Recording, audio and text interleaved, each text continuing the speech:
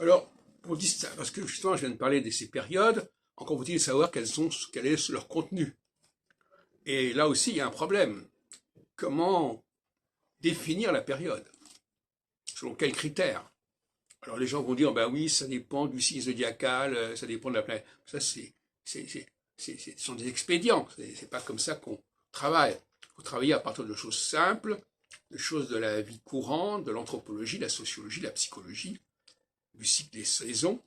C'est ça qui nous intéresse.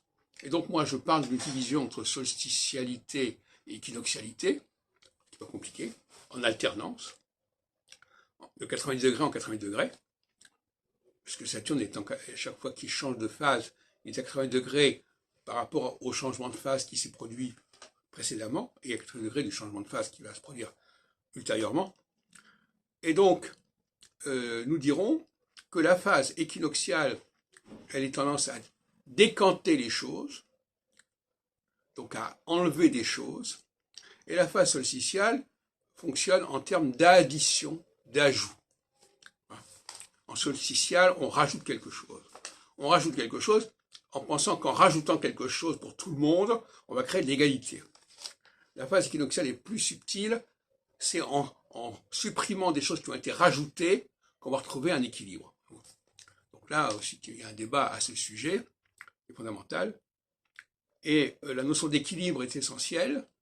Je préfère la notion d'équilibre à la notion d'égalité. La notion d'équation aussi me paraît bien.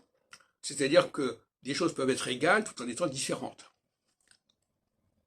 Par exemple, l'homme et la femme sont égaux, mais ils ont des structures différentes. Donc l'égalité, ça ne veut pas dire qu'on fait la même chose et qu'on est capable de faire les mêmes choses.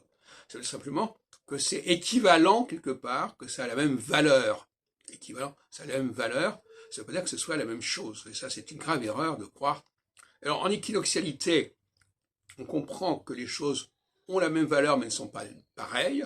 En socialité, on voudrait que tout soit pareil.